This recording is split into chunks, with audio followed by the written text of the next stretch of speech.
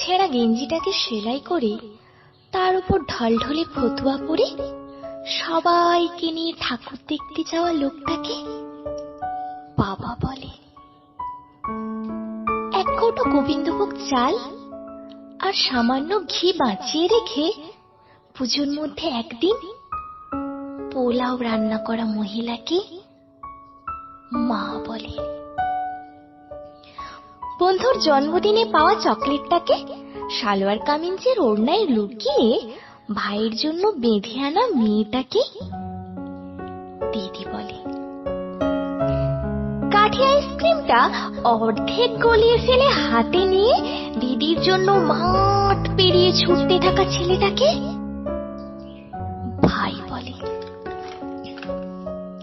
ফুলে ওঠা নতুন তাঁতের শাড়ি পরে দুটো ছোট্ট ছোট্ট ছেলে মেয়েদের হাত ধরে বেরোনো বাতি পঙ্গু বৃদ্ধাকে ঠাকুমা বলে।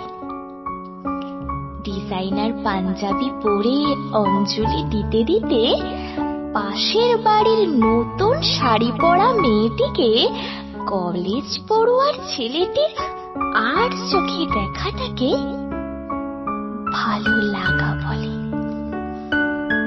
টরেন্টো দুবাই থেকে ফিরে সবাই মিলে এক জোড়ো হয়ে অষ্টমীর রাতে স্কচের আসরে পাড়ার ইলেকট্রিশিয়ান বন্ধু হাবুকে নিমন্ত্রণ করাকে ছোটবেলার বন্ধুত্ব বলে।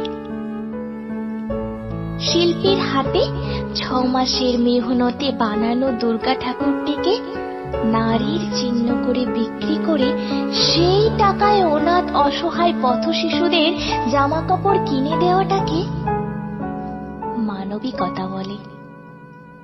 সপ্তমীর সকালে বউ ছেলেকে নিয়ে টানা গাড়িতে করে গ্রামের বাড়িতে হাজির হয়ে কাকা জেঠাদের পা ছুঁয়ে প্রণাম করে তাদের আশীর্বাদ নেওয়া মানুষগুলোকে পরিবার বলে।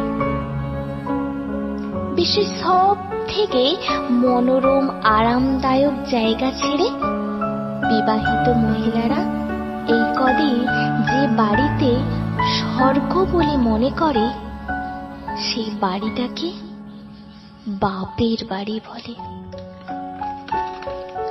আর এই চিত্রকল্পগুলিকে এক কথায় সাজিয়ে নিলে যেটা তৈরি হয় বাঙালিরা এক কথায়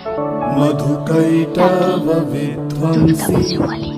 বিধাত্রী বরদে নমঃ রূপং দেহি জয়ং দেহি যশো দেহি দিশো